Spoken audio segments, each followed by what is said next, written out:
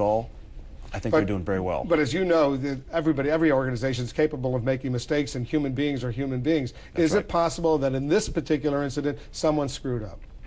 Certainly it's possible. But again, we're directed, and we put proven professionals that have good judgment, that have exhibited great judgment in their military and law enforcement careers, put them out there again with very clear rules of engagement.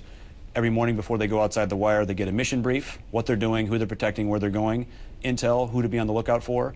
And the last thing they go over again and again every day before they go out is the rules of engagement, that use of force continuum, when they are allowed to use force. As you know, the Iraqi government hates this notion that these private American security contractors are not subject to Iraqi law. The president of Iraq, Jalal Talabani, told me as much last week. They would love to have these private American companies, your company and others, be part of the Iraqi legal system. Right now, whose laws are you subject to?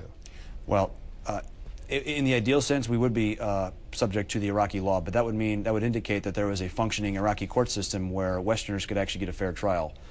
That's not the case right now, so we believe we're accountable under MIJA, the Military Extraterritorial Jurisdiction Act, and under the Uniform Code of Military Justice.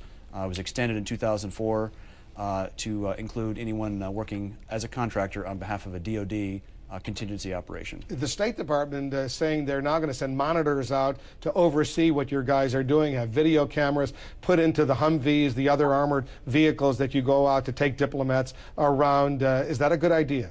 Absolutely. We actually asked for that a year and a half ago in writing to the State Department. You know, we're tired of having it be our guy's word against someone else in an incident. Let it be a third party. Let that video camera record, or let it be a State Department a staff DS agent, diplomatic security agent, out there riding in the cars. We put professionals out there. They just want to do the job. They're not trying to make any trouble. They just want to come home alive and get their protectees home alive as well. At that hearing where you testified before the House Oversight Committee, Congressman Elijah Cummings made a very sharp charge against Blackwater. I want you to listen.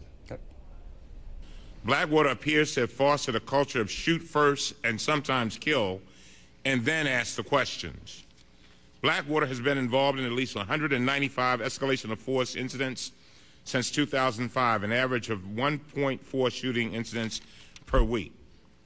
We must seriously reassess whether these practices are undermining our ability to accomplish our mission in Iraq.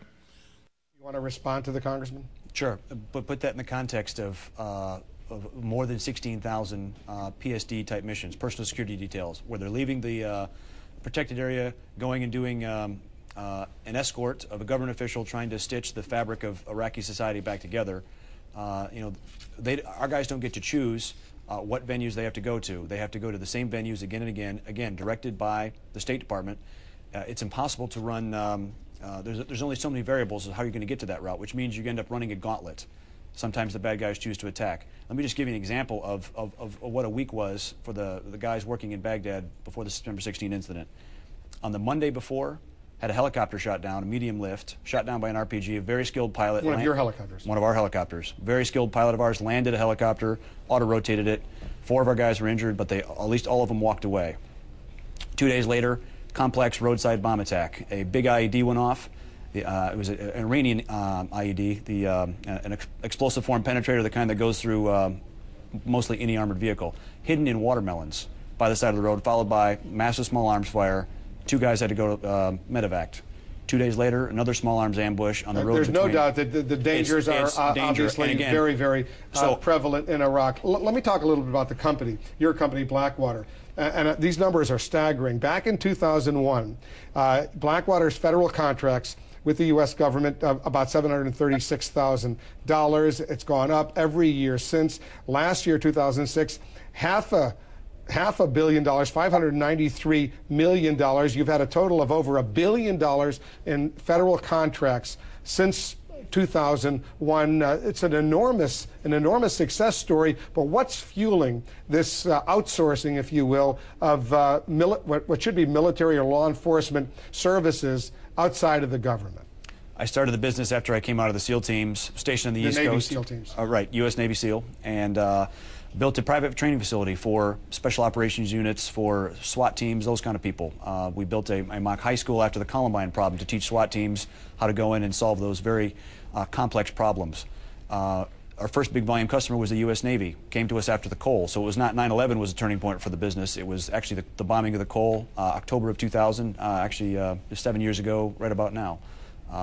Significant so you're saying demand the for the environment Navy. created $1 billion worth of contracts for you. Is this healthy, though, for the U.S. government to be outsourcing these kinds of services? I think we have the finest military in the world, the U.S. does. Very great conventional forces, great special operations forces, but they can't be all things to all people all the time. And so as you go from a conventional operation, what they did to Saddam in 2003, now to a major contingency operation trying to rebuild the country, creates a lot of gaps. Because you've said, and we're a gap filler, and we're temporary, and there's no ongoing legacy costs for the U.S. government. They don't have to have pensions and a lot of other costs that they're going to be paying for years to come from this force that could be stood up very quickly. What you've said in the past, and it's been controversial, is you want to do for the U.S. military what FedEx has done for the post office. Well, my dad was a successful entrepreneur in Michigan doing automotive parts for the automotive industry, and he saw very much the effect that the Japanese competition had on the U.S. automotive industry. I think what FedEx, being a competitor to the Postal Service, is great because it shows people what things can be done for, how quickly, how efficiently it can be done. The U.S. government has, the U.S. military has a huge job to do in changing from a conventional force and adapting to a global counterinsurgency, having some private sector support, not to take it over, but just in some core, some pocket areas where they have gaps, so we can help them and do it cheaper, better, faster, we hope. But are you saying you can do it better than the U.S. military? No, I'm saying for certain things we can stand up a capability very quickly and have no legacy costs going forward. Erik Prince is the founder and CEO of Blackwater. Thanks for coming in. Thanks, sir.